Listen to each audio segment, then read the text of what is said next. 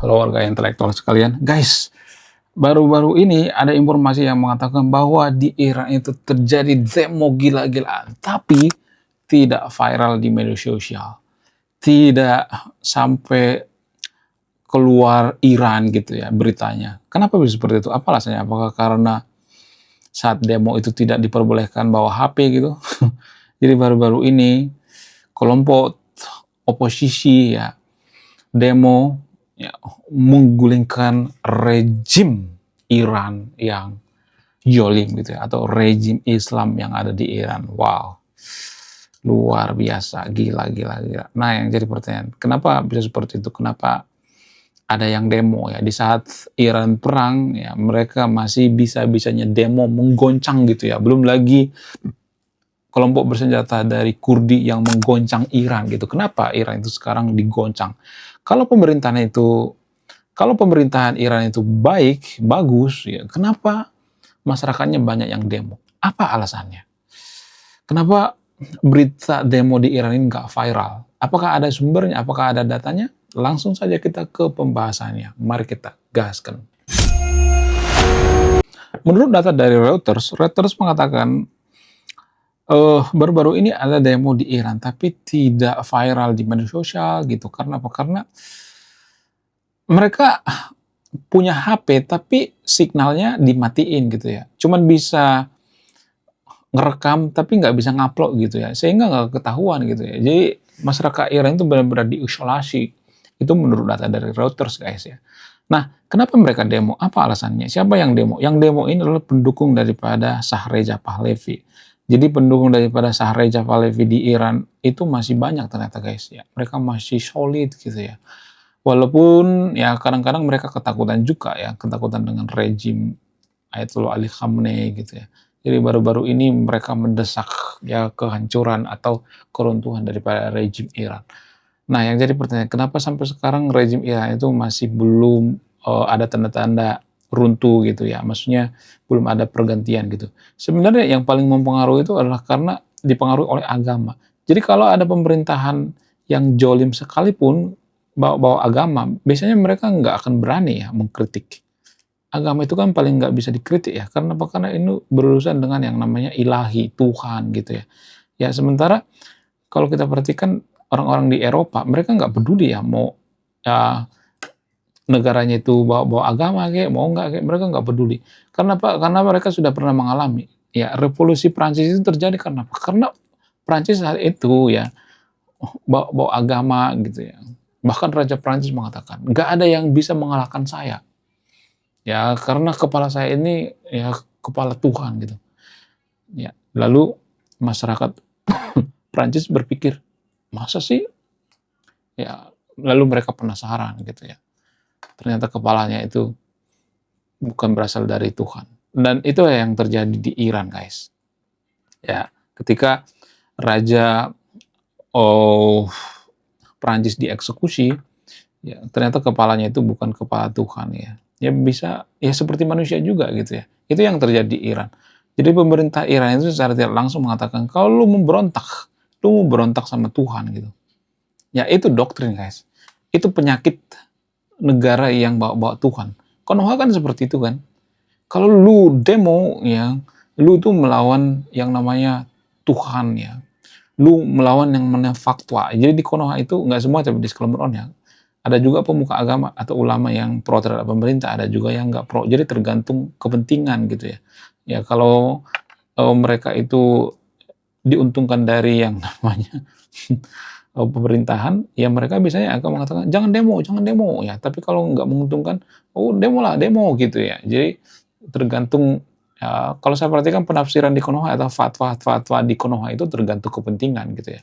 Ya kalau itu menguntungkan bagi pemuka agamanya, mereka akan memfatwakan. Jadi tergantung pesanan gitu, seperti pasal karet gitu ya. Nah itulah bahayanya negara itu yang sedikit-sedikit bawa agama. Makanya kita harus berpikir kritis. Artinya gini, nggak selamanya agama itu salah, nggak selamanya benar gitu ya. Ada saatnya agama salah, ada saatnya orang-orang menguatkan agama gitu. Itu yang jadi permasalahan. Sama seperti sistem pemerintahan yang ada di Iran. Sistem pemerintahan di Iran itu yang mirip-mirip seperti ya yang terjadi di Prancis beberapa ratus tahun yang lalu gitu ya, dan diulangi oleh masyarakat Iran karena faktor daripada agama. Agama ini mempengaruhi guys, kenapa mereka patuh terhadap pemerintah Iran itu karena faktor daripada agama, sedikit-sedikit agama gitu ya. Ya itu yang terjadi di Iran guys, makanya mereka protes gitu, demo ya. Dan baru-baru ini orang yang protes, orang yang demo itu ya diadili dengan sangat keras, tidak berperi kemanusiaan.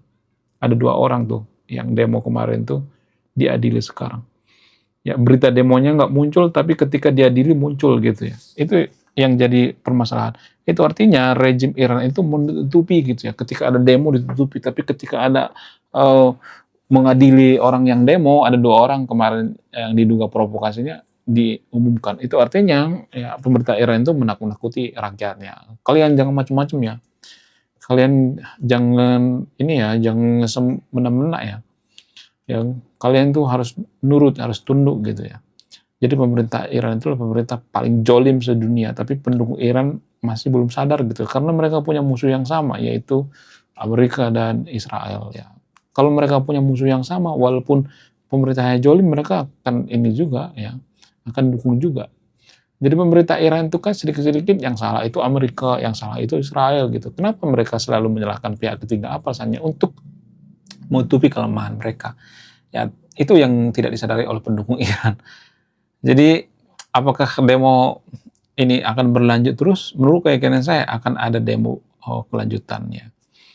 Kenapa seperti itu? Ya karena masyarakatnya secara logika gini ya, kalau misalnya nih pemerintah Iran itu maju gitu, bersih gitu ya, nggak ada masalah gitu, maksudnya nggak terlalu banyak masalah gitu ya, nggak ada korupsi, ya salah satu pemerintah paling korup atau salah satu negara yang paling korup di dunia itu Iran kan. Itu menurut data dari Indeks Corruption. Jadi kalau pemerintah Iran itu baik gitu ya, nggak jolim gitu, maka pemerintah Iran itu nggak akan ini guys ya, nggak bakalan didemo, nggak bakalan digoyang, enggak. Ya itu logikanya, itu secara logika guys ya.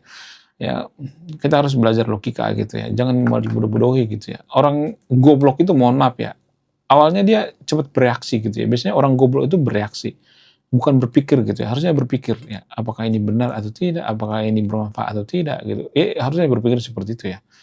Ketika ada masalah, orang goblok itu biasanya akan cepat mengambil keputusan yang serampangan gitu. Tapi kalau orang yang cerdas, biasanya mereka akan mengambil keputusan yang cerdas juga gitu ya. Itu tergantung ya individu masing-masing gitu ya.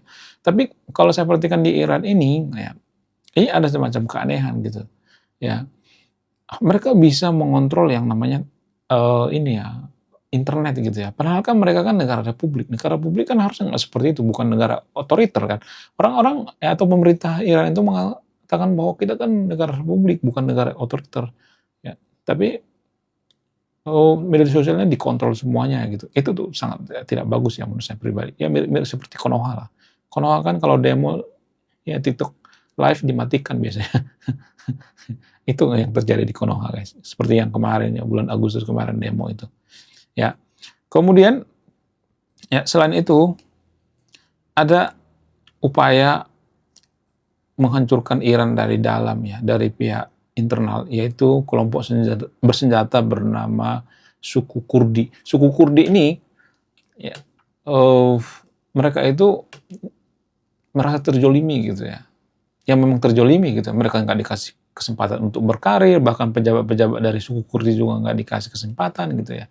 Ya mereka dijolimi gitu ya.